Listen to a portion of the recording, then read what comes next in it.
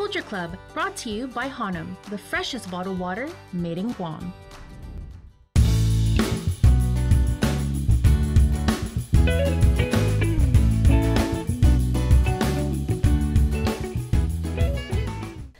I'm Siobhan McManus. I'm a Palauan Chamorro writer.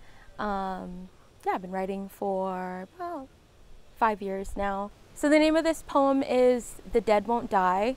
And the inspiration actually came a couple of years ago when my dad was explaining the process of harvesting bananas. We have a stalk of banana trees in the back of our house that's actually, my grandma planted those and she has since passed.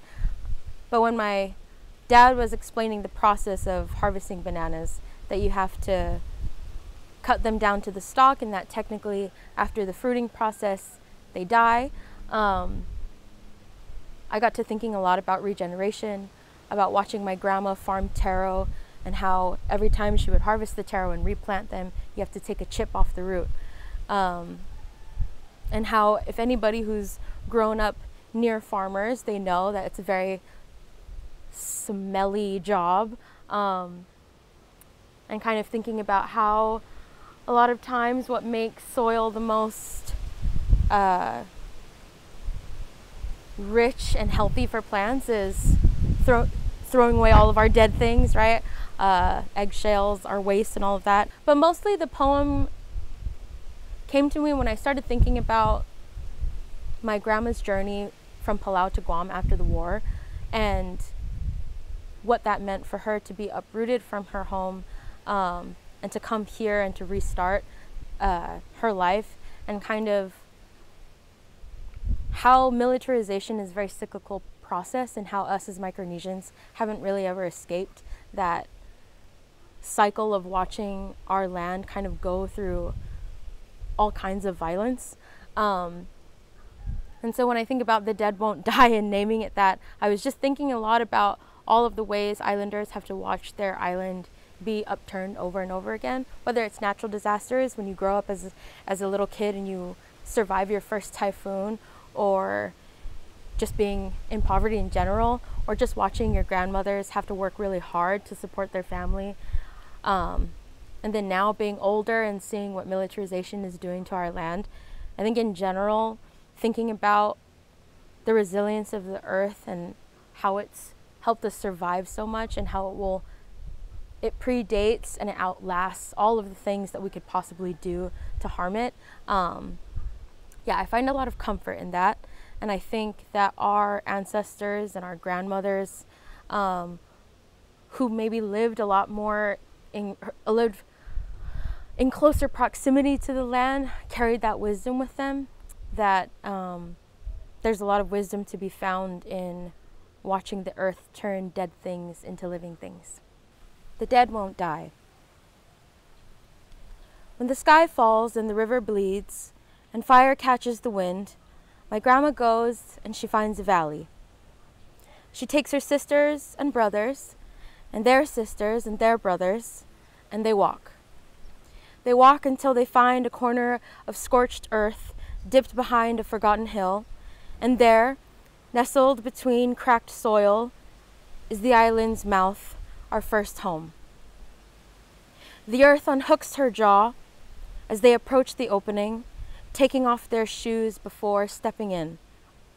Barefoot on rows of jagged teeth, they descend, slither down right into her belly, cocooned at the bottom, limbs tangled like worms, sunken and writhing, hidden in that oppressive quiet, their house of trampled soil, cold and lovely as a tomb.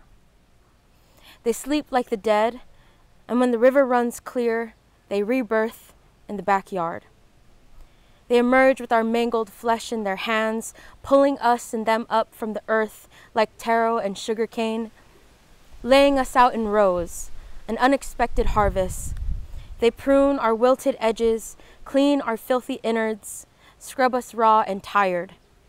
It's been a long sleep. And there, splayed on the kitchen table, we're welcomed into that first new light. In those years, everything was green, and I never knew it as barren, And when the heavy rains came and the violent winds peeled back the earth's overripe skin, we fell back into that familiar center. Terrible and sturdy, smelling like sour carpet and molding wood. This landing place, our birth home. I watched my grandma that first typhoon, walking into that upturned mess, silent as stolen wind. She had floated here on floodwaters, and I was waiting for her move. She took to the earth, sunk her old body into that drowned soil, called up life like a stubborn child from sleep, and she took a blade to those banana trees, cut them down to the marrow, until they were nothing more than 2 feet of exposed stalk jutting up from the earth, like naked rebar on top of old matchbox houses, saying, build something here, grow something here, lay a roof on top of me. Nothing stayed dead in her hands. She had grown a forest by the time we carried her body back to the earth, and we built a life here, at the root of fallen trees, at the place above that scorched hill.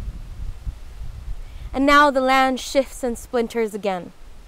They're upturning our graves, choking the wells, and she's not here to see it this time. But I'm still waiting for her to move. And I'm watching for the next skyfall, and I can smell the burn pit from here. Will the rivers bleed again? Will we be sent back into the soil? Will she make room for us there? The blade and the hand and the basket, whittled to the bone, buried in the backyard, a split seed reaching out, the peeled skin and rotting flesh and sour earth, I can see it all now. Perched on a valley's edge,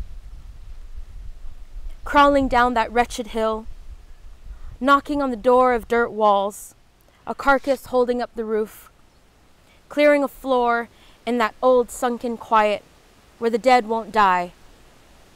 I start walking because something grows down there. Culture Club, brought to you by Hanum, the freshest bottled water made in Guam.